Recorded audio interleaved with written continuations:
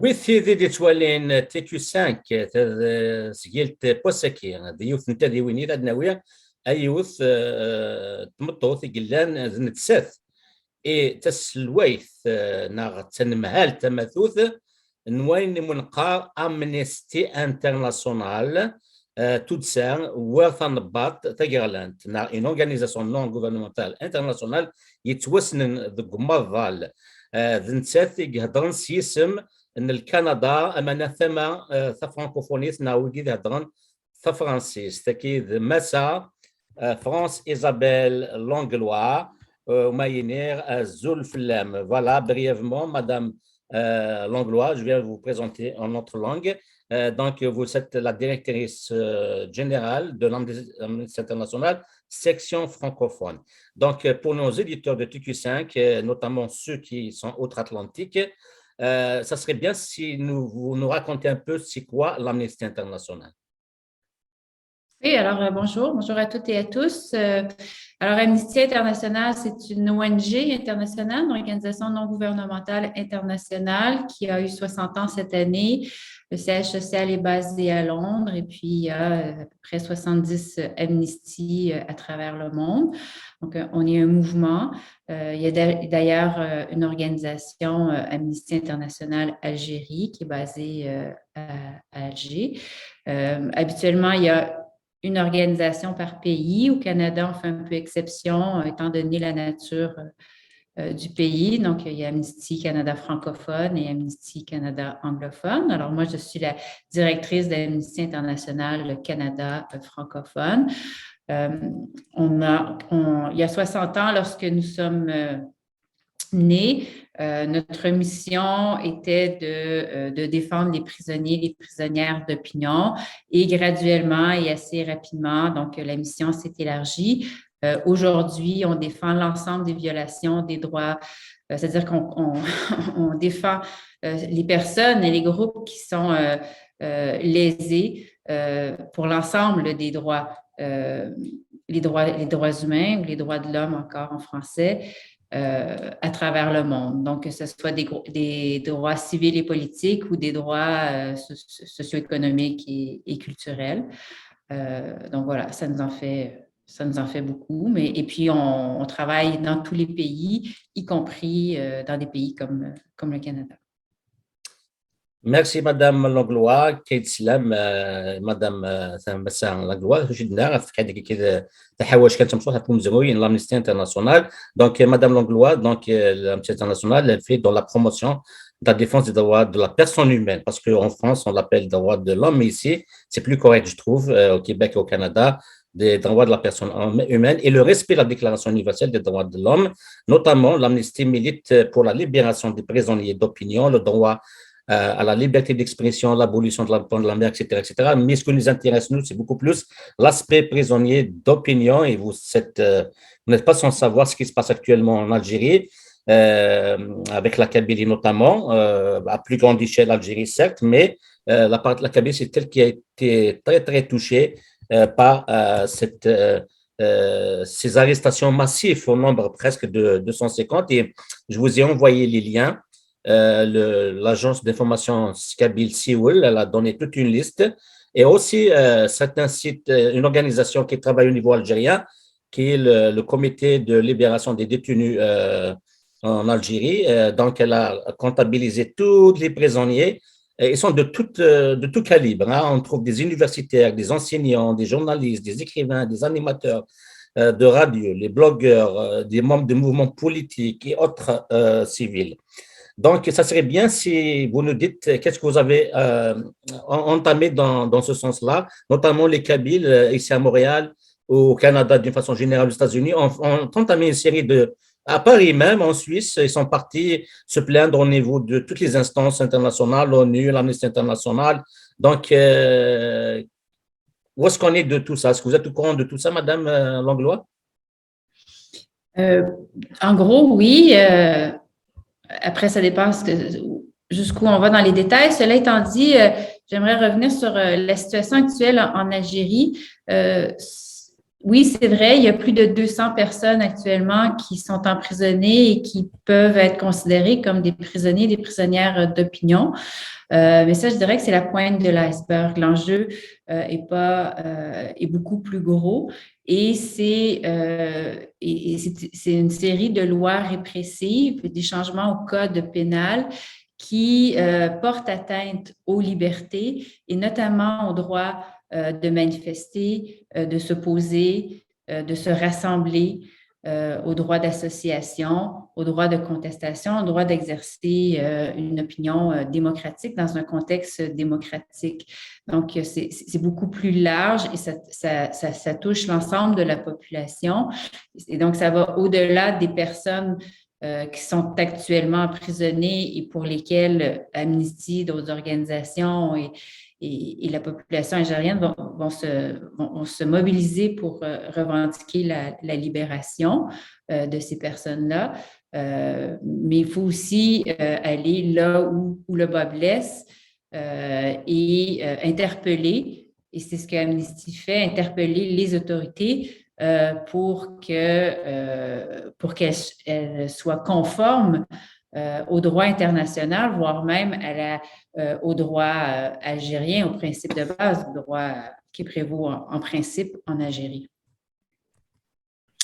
Alors, pour ce qui est de la mobilisation, il y a des organisations internationales comme Amnesty, comme Human Rights Watch, comme la Fédération internationale des droits de l'homme, qui sont fortement mobilisées, qui sont en contact avec les personnes, les organisations sur le terrain qui sont en première ligne. Et donc, il y a des dénonciations qui sont faites, il y a des représentations qui sont faites auprès des autorités algériennes, auprès des autorités dans nos propres pays. Donc, une organisation comme Amnesty International Canada va interpeller le gouvernement canadien pour que le gouvernement canadien fasse à son tour des pressions sur le gouvernement algérien.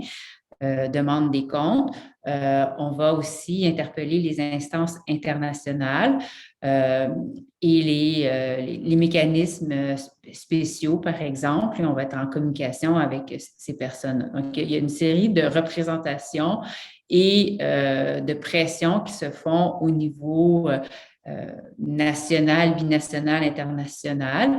Et puis, il y a la mobilisation de la population, de la société civile. Donc, il va y avoir des activités de communication, de sensibilisation, d'information de la population, par exemple ici canadienne, québécoise, de langue française, pour sensibiliser à ce qui se passe sur le terrain en Algérie. Comme il y a d'abord, il y a une communauté de langues, même si à la base, l'Algérie est un pays arabe, donc arabophone, mais il y a quand même le français qui unit nos communautés. Et donc, il y a un intérêt de la population canadienne, en tout cas de langue française, déjà pour l'Algérie. Et il y a une importante population ressortissante des pays du Maghreb et notamment de l'Algérie, notamment au Québec, notamment à Montréal. Et donc, ça aide à sensibiliser, ça aide à mobiliser et on va essayer d'appuyer la mobilisation des organisations, des personnes ici sur le terrain. C'est sûr que depuis 2 ans, on était très actifs, on était très en communication avec la diaspora algérienne en 2020, au moment où la pandémie a été déclenchée. C'est sûr qu'ici, comme partout ailleurs, ça a un petit peu coupé les élans parce qu'on ne pouvait plus se voir, se rencontrer, etc. Mais il y a quand même un travail qui a continué à se faire. Et là, il y a une reprise des mobilisations qui s'est faite au cours des derniers mois. Donc, les personnes ressortent dans la rue, reconvoquent des meetings, des assemblées sur ces sujets-là. Donc, et il y a une mobilisation qui se fait à travers en Europe, ici, et il y a des liens qui se tissent. Merci, Madame Langlois. Juste avant de continuer à vous poser d'autres questions, Madame Langlois, juste quelques petits correctifs, si je me permets, bien sûr, parce que, bon, malheureusement, enfin, comment dirais-je, l'élite canadienne et québécoise souvent suit la terminologie française pour désigner la zone Afrique du Nord, contrairement aux États-Unis. On n'appelle pas l'Afrique du Nord Maghreb parce que Maghreb, c'est une terminologie idéologique qui nous annexe au monde arabe, ce que les Berbères refusent d'une façon générale. Et vous avez dit que l'Algérie est un pays arabe. D'ailleurs, heureusement, peut-être vous avez rectifié en disant arabophone. Non, c'est pas un pays arabe. C'est dans cette région, c'est un pays, c'est des pays qui sont de Tamazra. Tamazra, c'est la terminologie correcte peut-être pour Maghreb. Afrique du Nord. Ça, c'est entre parenthèses. Hein. C'est juste on espère que dorénavant, les médias ou les institutions canadiennes et québécoises essayent de ne pas se coller à la terminologie médiatique et politique des politiciens français qui sont dans un autre calcul politique. Donc voilà, ceci étant dit, j'aimerais bien, Madame Langlois, savoir, est-ce que vous avez pris connaissance on dit en kabyle, ça veut dire tout ce que les militants kabyles, qui soient au niveau politique avec le MAC, GPK, au niveau associatif de la diaspora en France, en Suisse, aux États-Unis, au Canada, ont fait depuis le début des injustices massives que les Kabyles ont subies. On commence à récolter le fruit, d'autant plus, on est très content que dernièrement, le 27 décembre, l'ONU elle a mis en place 5 mécanismes, 5 mandats différents pour ceux qui se rapportent par rapport à la promotion et à la protection des droits de la personne humaine, des libertés fondamentales dans la lutte antiterroriste. Il y a un groupe de travail sur la détention arbitraire, des rapporteurs qui sont spécialisés dans la promotion et la protection des droits de liberté à la liberté d'opinion et d'expression. Grosso modo, même aussi ceux qui sont relatifs à la liberté d'association. Grosso modo, c'est à peu près toutes les missions de l'Amnesty International. Ça, les Kabyles et les Algériens, de façon générale, étaient très, très contents de ce qu'a fait l'ONU. Est-ce qu'on espère que l'Amnesty International va être aussi va aller dans le même sens dans les jours ou les mois à venir pour interpeller le gouvernement algérien? Ah, mais on va dans le même sens. On est sur le terrain. Comme je vous disais, il y a Amnesty International Algérie qui est basé à Alger, qui est sur le terrain tous les jours et on va dans le même sens depuis toujours. Donc, régulièrement, Amnesty émet des préoccupations, des communiqués. On interpelle directement les pouvoirs algériens. Donc, ça, il n'y a pas de doute. Donc, comme vous, on a accueilli favorablement la communication des rapporteurs spéciaux, mais c'est pas, on était déjà là pour Amnesty International. Un autre problème qui nous préoccupe le plus, Madame Langlois, c'est les kidnappings. C'est du jamais vu. J'aimerais bien savoir, est-ce que Amnesty International, par exemple, a déjà constaté ailleurs dans le monde des arrestations qui se font de kidnapping, comme c'est présentement le cas en Algérie. Sachez que, par exemple, même des militants et militantes comme Kamira Naïtsid, qui est une militante d'une organisation mondiale, la Mazir, c'est un MAC mondial, la Mazir, elle a été kidnappée pendant plusieurs semaines, on ne savait pas où est-ce qu'elle a été. Donc, et c'est la même chose jusqu'à maintenant, on voit beaucoup des dizaines et des dizaines de kidnappings. Jusqu'à maintenant, leurs familles ne savent pas où est-ce qu'ils sont. Est-ce que vous avez noté ce genre de comportement dans d'autres pays, autres que l'Algérie, Madame Langlois? Non, mais c'est une pratique qui court depuis la nuit des temps, malheureusement. Donc, on peut penser à tous les pays ou presque d'Amérique latine. Ça a été comme ça pendant le gros des dictatures, mais encore aujourd'hui, ça peut se produire, notamment en Colombie. Je ne crois pas, à ma connaissance, ce n'est pas nouveau non plus en Algérie. Ça s'est produit beaucoup pendant les années 90, pendant la décennie noire. Ça s'est produit au des mouvements des indépendances. Ça se voit dans plusieurs pays d'Afrique, d'Asie régulièrement. C'est vraiment une pratique courante, malheureusement, des régimes autoritaires, de faire disparaître. Quand on parle de disparus, ces personnes-là parfois sont mortes, parfois vont mourir au cours des années qui vont suivre parce qu'elles vont être longtemps disparues. Mais c'est essentiellement comme ça que ça se produit. Les gens sont arrêtés inopinément dans la rue, au sortir du travail, au sortir de l'école quand ils vont chercher les enfants. C'est des pratiques vraiment courantes. Madame Langlois, est-ce qu'Amnesty International a été saisi de cette campagne d'arrestation massive en Algérie, plus particulièrement en Kabylie? Oui, bien sûr, on tient la liste, on répète régulièrement. Là, je pense qu'avant les fêtes, à un certain moment, il y avait au-dessus de 220 personnes qui étaient emprisonnées. Et pour la plupart, il s'agit de journalistes, de défenseurs des droits, de personnes qui ont écrit des commentaires critiques à l'égard des autorités algériennes, notamment sur Facebook.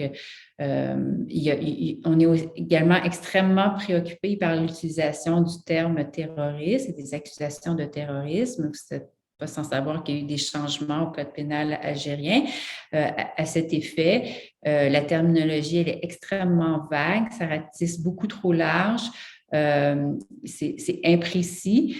Et ça donne en fait la possibilité aux autorités algériennes d'accuser à peu près n'importe qui les conteste de terrorisme. Et ça a été le cas notamment récemment, en octobre ou en novembre, je ne me rappelle plus très bien, d'un défenseur, Mourad Ghasmi, qui a été condamné pour apologie du terrorisme après avoir fait une publication sur Facebook en disant en fait que une personne qui avait été qui est reconnue en fait pour être quelqu'un de radicalisé. En fait, ce que Mourad Ghasmi disait en substance sur Facebook, c'était que les autorités avaient une part de responsabilité, étant donné le mépris qu'elles affichaient à l'égard de la population en général, de la pauvreté, etc. Donc, du fait que les autorités ne remplissaient pas leur devoir de s'assurer du bien-être de la population, ben ça créait de l'exclusion et ça créait donc potentiellement de la radicalisation. Et donc, pour avoir dit ça, lui-même a été arrêté puis condamné pour apologie du terrorisme. Alors, vous voyez comment ça va loin. Alors que c'est à la base, bon, il a participé aux manifestations des dernières années. C'est quelqu'un qui revendique plus de démocratie. Il est surtout connu pour des actions en faveur de l'environnement. Donc voilà, et donc ça, c'est extrêmement préoccupant et c'est une tendance qui est malheureusement à la hausse un peu partout dans le monde, notamment dans la foulée du 11 septembre 2001. Et cette surexploitation du terme de l'accusation de terrorisme par des pays occidentaux, au premier chef les États-Unis, a donné un peu carte blanche à des régimes plus autoritaires. On peut penser à la Chine, penser à ce qui s'est passé notamment à Hong Kong, et on le voit ailleurs, comme en Algérie, où les gouvernements vont utiliser, comme les Occidentaux, ces accusations de terrorisme mais à tout vent. Et en fait, ce qu'on constate, c'est que c'est surtout pour faire taire la population, la contestation, la vindicte populaire, qui a par ailleurs beaucoup de raisons d'être insatisfaite du gouvernement et des autorités en matière de démocratie, en matière de défense de l'état de droit, de la protection de la population, etc. En plus de M. Ghasmi, dont vous avez cité, le ridicule, c'est quand on traite un mouvement politique comme le MAC, le Mouvement pour l'autodétermination de la Kabylie, et son leader, le charismatique Farhat Mani, qui est un homme de paix, un homme intellectuel, un chanteur, un écrivain. On lui traite de terrorisme, ça dépasse tout entendement et c'est un non-sens, comme on dit. Est-ce que vous êtes au courant de ça, madame? Oui, bien sûr. Il y a le RAGE aussi qui a Le été… RAGE, l'association RAGE aussi, Rassemblement Action Jeunesse, qui est très actif.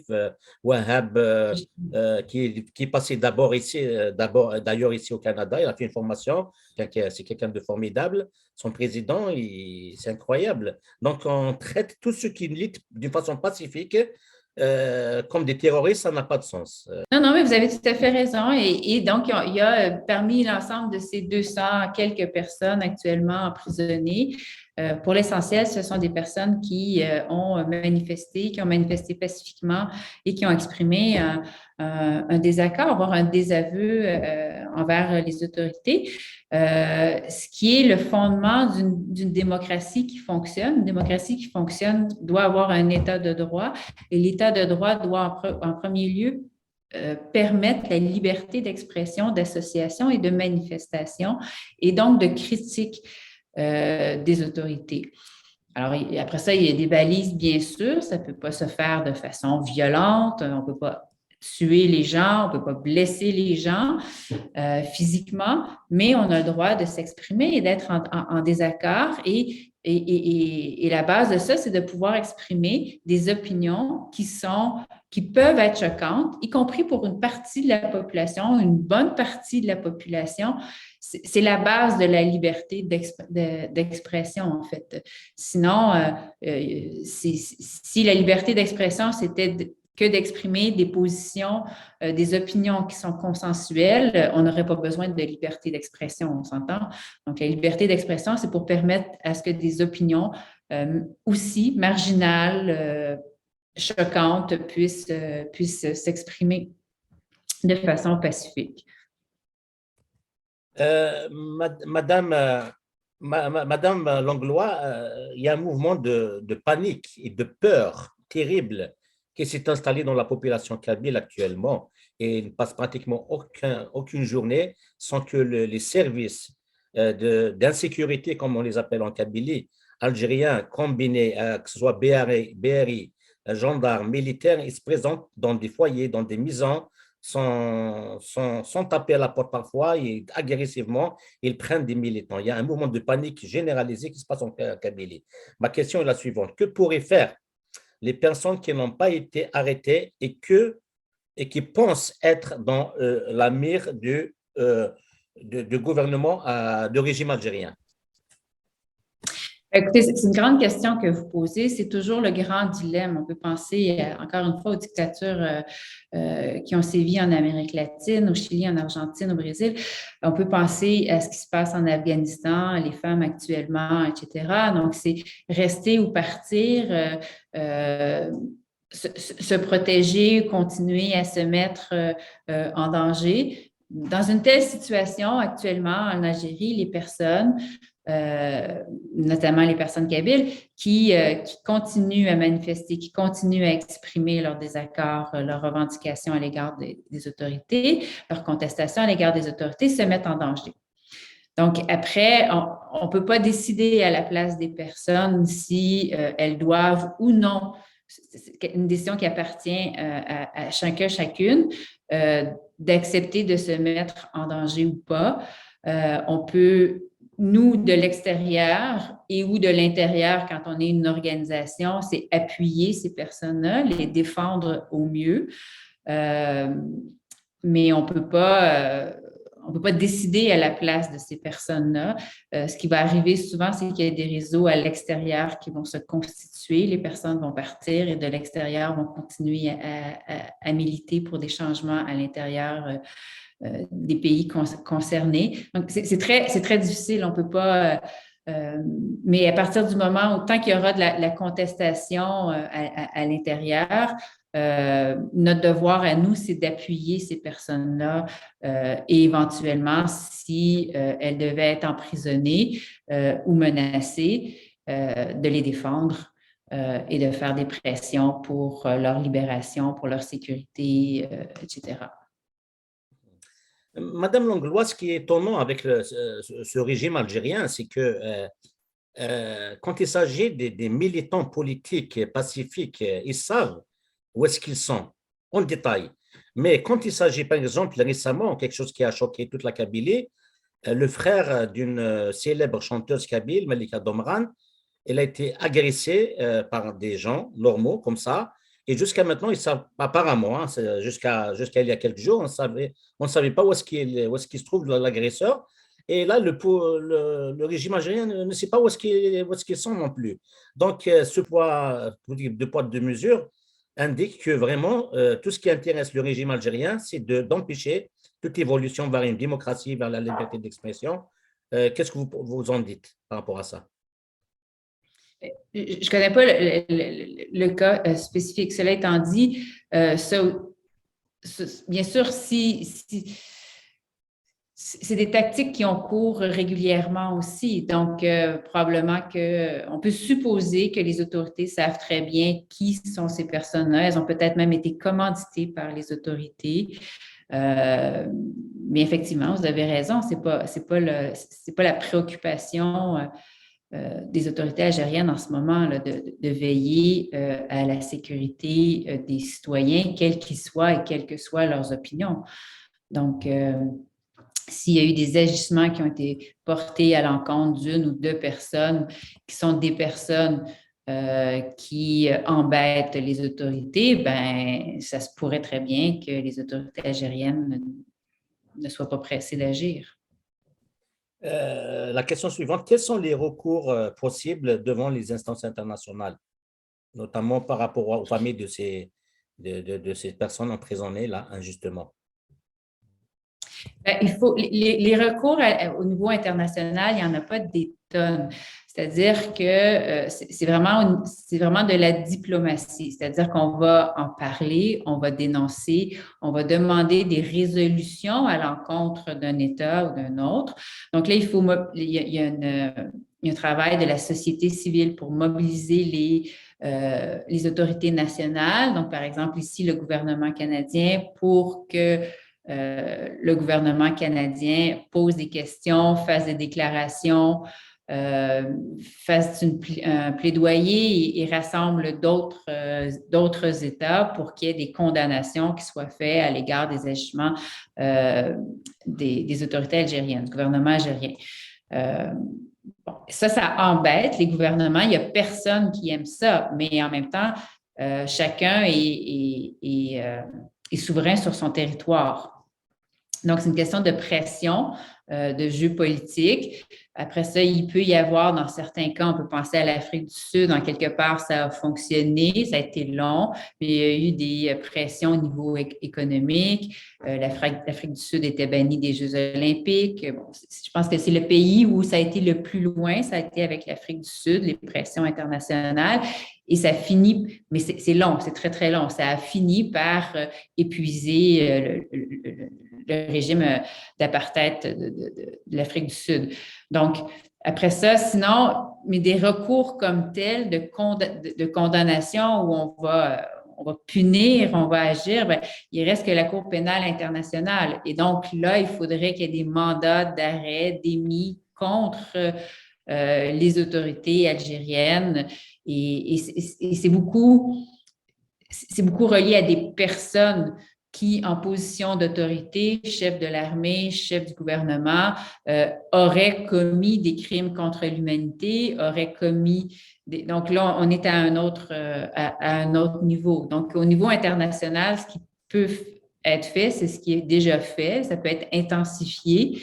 Par contre, mais c'est vraiment une question de diplomatie, de représentation, de condamnation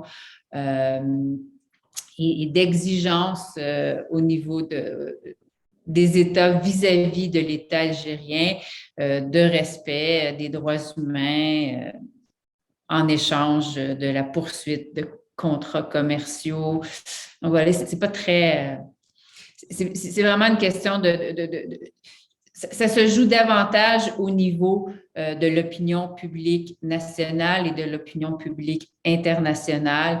Et ça finit par créer, c'est long, mais ça finit par créer des changements au sein de la population, au sein de la perception aussi du pays et espérer qu'il y ait des changements de garde qui se fassent au niveau des autorités. Madame Langlois, vous avez bien fait de citer l'Afrique du Sud, que j'ai eu l'occasion de visiter en 2018, je pense. Donc, effectivement, tout le travail que vous avez fait au niveau des organisations non gouvernementales comme Amnesty International a donné fruit. Je me souviens, dans les années 90, 80, comment vous étiez très actif pour pousser l'apartheid à son débat, à partir. Et puis maintenant, on voit les conséquences. L'Afrique du Sud est devenue un modèle en Afrique en termes de liberté. Toutes sortes de libertés sont respectées en Afrique du Sud. Ça fait un pays formidable où tout le monde se reconnaît, 11 langues officielles, et non pas uniquement deux, comme l'Algérie qui a du mal à faire valoir l'officialité de la deuxième langue, mais aussi toutes les confessions sont respectées et ça fait maintenant un pays développé comme l'Afrique du Sud. On espère que l'Afrique du Nord suivra aussi le même cheminement, notamment avec la collaboration de tout le monde. Vous, en tant qu'organisation internationale de défense des droits de l'homme, nous, en tant que diaspora, on va faire en sorte que ça va suivre le modèle d'Afrique du Sud. Ceci dit, je termine, je ne vais pas abuser de votre temps, Madame Langlois. Ma dernière question, que peuvent faire les citoyens des pays occidentaux tels que le Canada pour aider à faire libérer les prisonniers d'opinion et faire cesser cette campagne d'arrestation et d'intimidation en Algérie et plus particulièrement en Kabylie? Encore une fois, c'est des pressions, donc c'est de revendiquer, de ne pas cesser de revendiquer. Amnesty International, c'est une des grandes forces d'Amnesty International. On mène des campagnes de libération et ça fonctionne. Notamment, il y a la campagne de fin d'année où on demande la libération de 10 personnes spécifiquement. Là, on vient de passer à travers cette fois-ci. Et ça fonctionne. L'année dernière, j'ai un blanc, j'oublie le nom, mais on a défendu comme ça un Algérien qui était emprisonné. Mon Dieu, quel est son nom? Et il a été libéré et c'est ce qu'on fait en ce moment. En dehors de cette grande campagne, là, Écrire, ça libère, régulièrement, on mène des campagnes où on exige, on ramasse des pétitions et ça, on enquiquine en fait les autorités et on fait parvenir à la personne emprisonnée lorsque c'est possible ou en tout cas à ses proches des lettres d'appui, tout ça. Et donc, ça finit par créer une pression et dans bien des cas, ça fonctionne, les personnes sont libérées. Et ça, c'est des victoires. C'est des victoires au niveau personnel, mais encore une fois, ça n'empêchera pas d'autres arrestations, ça n'empêchera pas d'autres emprisonnements si on ne s'attaque pas au mal et qui est la conception très étroite de ce qu'est une démocratie, un État de droit par le gouvernement algérien actuellement, qui restreint en fait cette démocratie et restreint cet État de droit au lieu de l'ouvrir et de l'assurer. Madame Langlois, je vous remercie beaucoup. تسمعتي كان ويثيري دي توالين TQ5 ذاكن Amnesty International يتوتسان كما تكلنا نرتي دي ثنباط نون غوفرنمونتال تاغرلان دي سلال يونو مستنا بريطاني بيتر بينانسون ديك سكواسن 60 تزوغ سكواسن 60 اكيد تسمى مساء لونغلوا ذو تذر لامنيستي انترناسيونال 60 سكواسن تذرنا الجزائر زي تعمو ذي طلام كذا تمحترانيث نسالم اي كان دنا لونغلوا هذه يعوض ما كنويت كنت دي قيمنا وقد قارن باللي لا دياسبورا تخدمش مع لا دياسبورا تخدم كني من الزمر تولم طاشي مجموعه طاشي نتكليوني خدمنا ما دي امريكان ما دي كندا ما دي لا سويسرا ما دي فرنسا مازال نتكمل منو غيتكمل ما الا نجي افوس يا انا نكون تقبليا امي قاعد تيلين ديت موت امي قاعد تيلين دي لا دياسبورا ودوما البطل كي قام ديما قرات السيمانه زم مش بياس البطل امدفل ديال سواس ادي توكس مادام خريطه جاكا سينير مادام لونغلوا merci beaucoup madame Langlois de nous avoir accordé votre temps qui est très précieux et donc peut-être je vous laisse dire peut-être le mot de la fin madame Langlois. Ben merci, ça m'a fait très plaisir d'échanger avec vous ce matin. Alors, merci à M. Beganan et bonne année à vous et à tous vos auditeurs et vos auditrices. Et je vous dis aussi, il y a Naïra Miguel, parce que Naïra, notre nouvel an, je ne sais pas si vous êtes au courant, c'est le 12 janvier. On sera dans l'année 2972. 972, parfait. Allez, au revoir, Madame Langlois. Au revoir. كل مثل دي قيمة أو دينا قيمات دي ثلوي